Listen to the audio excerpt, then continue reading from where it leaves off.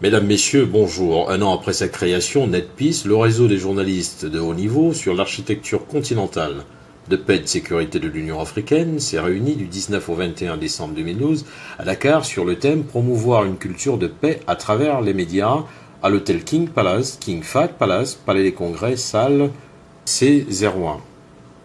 En guise de cérémonie d'ouverture, l'hymne national du Sénégal et de l'Union africaine ont été exécutés par la musique principale des forces armées du Sénégal. Hymne suivi par l'allocution du représentant du ministre des Forces armées du Sénégal, que je vous invite à suivre.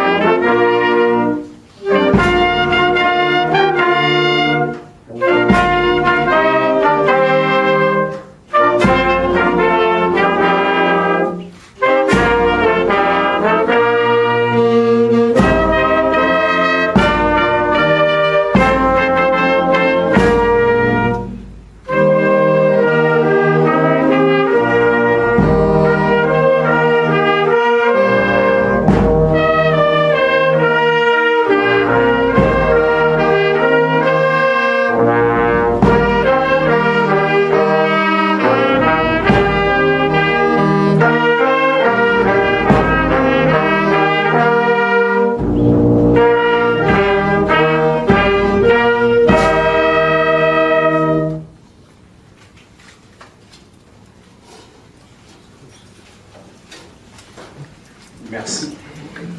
La deuxième édition de l'atelier de haut niveau de la Commission de l'Union africaine portant sur le thème promouvoir la culture de la paix à travers les médias.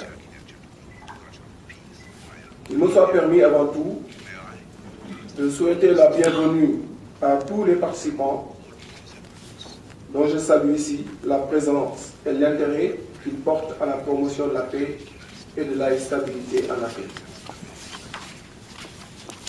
Mesdames et Messieurs, à la suite de l'atelier journalistique de haut niveau sur l'architecture continentale de paix et de sécurité, organisé du 2 au 4 novembre 2011 à Addis Abeba, la Commission de l'Union africaine vient de choisir le Sénégal pour abriter la deuxième édition dont le thème porte sur promouvoir la culture de la paix à travers les médias. Je remercie la Commission de l'Union africaine pour l'honneur fait à notre pays d'abriter l'édition 2012 qui témoigne de votre volonté de donner à cet événement une fréquence annuelle. Tant cet atelier me paraît constituer le cadre privilégié pour la consolidation de la formation reçue en 2011 sur l'architecture de paix et de sécurité en Afrique.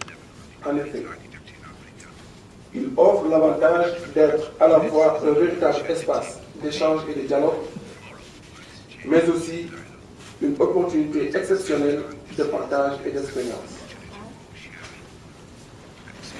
Mesdames et Messieurs, les objectifs généraux de cet atelier témoignent à suffisance de la nécessité de créer et de soutenir une relation instrumentale entre l'Union africaine et les médias, par la vulgarisation du mode de fonctionnement de l'Union en matière de paix et de sécurité, ainsi que ses différentes composantes dans le cadre de la prévention et de la résolution des crises.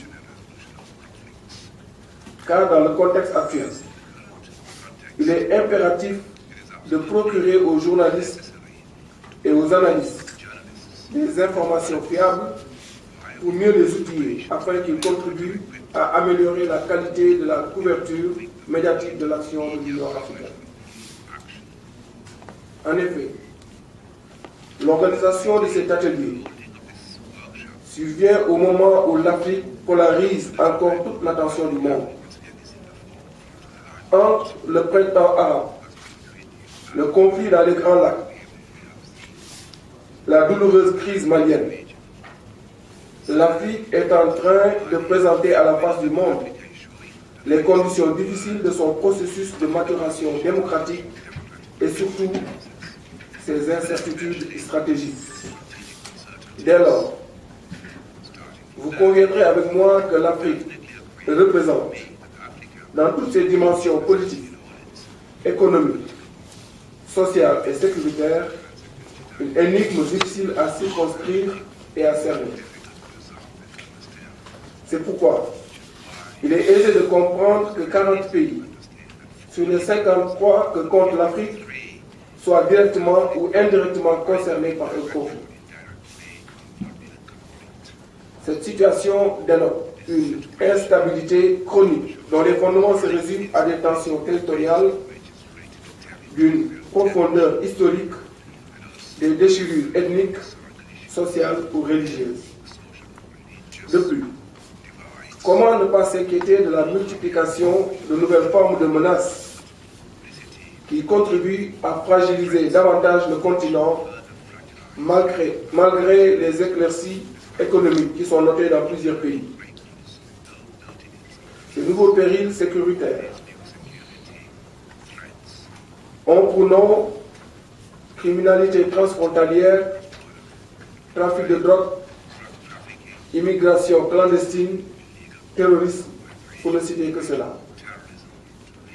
Rapidement esquissé, ce tableau permet de mieux comprendre les grands défis sécuritaires qui attendent l'Afrique, qui, malgré les apparences, dispose pourtant de plusieurs atouts pour sortir de cette torpeur endémique et retrouver une vitalité lui permettant de se positionner dans le monde multipolaire en gestation.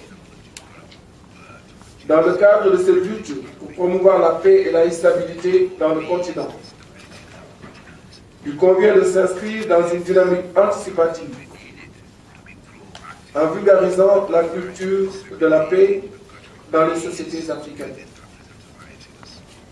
Dès lors, le temps est venu de faire des organes de presse, de la radio et de la télévision africaine, des moyens de promotion de la paix en Afrique. En effet, si les médias ont parfois été de redoutables outils de propagande politique et de haine entre les peuples, il n'en demeure pas moins un vecteur de paix incontournable, avec une possibilité d'atteindre de larges segments d'une population donnée dans les plus brefs délais et de fournir des informations factuelles et des analyses pertinentes. Les médias, à n'en pas douter, ont une capacité à influer sur les événements. Il est donc important de les prendre en compte pour asseoir un climat de paix et de sécurité durable. C'est pourquoi tous les acteurs de l'espace public national et international se doivent de garantir aux médias l'accès à l'information et les appuyer dans le renforcement de leurs capacités pour mieux ancrer la culture de la paix dans la société. Cet objectif majeur passe nécessairement par la formation continue, par des espaces d'échange comme cet atelier qui s'ouvre aujourd'hui. L'éducation des masses sur les principes démocratiques, la mise en place des mécanismes collectifs de prévention des conflits sont des impératifs pour conjurer les sources de confrontation. Les conflits modernes, notamment les guerres civiles, sont très complexes. C'est pourquoi leur résolution et surtout leur prévention nécessitent la conjugaison des efforts de tous. Mesdames, Messieurs, je suis conscient que le travail qui est attendu de vous au cours de cet atelier ne va pas sans difficulté. Cependant, vous les surmonterez en mettant l'accent sur les propositions concrètes qui nous permettront d'avancer méthodiquement, efficacement et durablement dans la vulgarisation de la culture de la paix dans les sociétés africaines. souhaitons qu'à terme, nous obtenions des résultats qui nous permettront à la fois de mieux outiller les professionnels des médias que vous êtes dans le rôle d'avant-garde dans la promotion de la culture de la paix dans les sociétés africaines. Avant de laisser la parole au ministre d'État pour nous ouvrir officiellement, je voudrais transmettre encore une fois aux participants les remerciements des plus hautes autorités de notre pays. Le reste de cette première journée a largement été consacré aux questions liées à l'état de la paix et de sécurité en Afrique par l'ambassadeur Mamoudou Kane, chef du bureau de liaison de l'Union africaine au Soudan, suivi par un exposé sur la force africaine en attente, son concept et les progrès accomplis dans son processus d'opérationnalisation par le colonel Mamadou Mbaye, de la division des opérations de soutien de la paix. Le reste de la matinée, ou l'après-midi, a été consacré aussi à la couverture des conflits, l'expérience journalistique de la couverture des conflits, ainsi qu'à la presse et l'information de guerre par M. Vincent Ochile, chef adjoint de la délégation du CICR auprès de l'Union africaine, M. Stéphane Bonne, son conseiller juridique du CICR auprès de l'Union africaine. Donc, quelle est donc la responsabilité des médias face à une situation d'urgence? Dans une situation d'urgence, le journaliste peut permettre de promouvoir le VIH, et c'est très important pour nous, le droit international qui est le droit de la guerre. Et en limitant les effets de la guerre, le journaliste peut soutenir l'action humanitaire en sensibilisant le public sur ce qui se passe, sur les effets du conflit sur les victimes. Et il ne faut pas se leurrer, les reportages que le journaliste fait peut aussi faire des donations pour l'action humanitaire. Je me souviens moi-même, je suis en France, les reportages de ce qui s'est passé en Kosovo m'avaient tellement ému que, allez, ça fait parler de ça. Et le travail du journaliste peut également permettre à réunifier les personnes disparues pendant un conflit. Ça fait partie d'un travail essentiel du CICR. Et nous utilisons beaucoup la presse pour ça, en faisant des communications radio, télévision, pour mettre ensemble les personnes disparues dans le cadre d'un conflit. Vous savez, dans le cadre d'un conflit, les gens, c'est un peu le sauf qui peut, papa, maman qui perd ses enfants, et il faut les remettre ensemble, et c'est un travail important du CICR. La communication radio, télévision peut y jouer un rôle. Pareil, hein, pour la santé, l'hygiène, les journalistes peuvent jouer un très grand rôle dans ce domaine. Je peux continuer à citer des exemples. Ce que je veux tirer comme conclusion ici, c'est que la presse peut jouer un très grand rôle, un rôle important pour protéger la vie et la dignité des personnes victimes de conflit. Voilà. Mais attention, attention, manipulation. La guerre du Golfe de 91, on en a parlé largement. C'était une situation inédite pendant laquelle les images, l'information étaient sous le contrôle de l'armée américaine, vous le savez.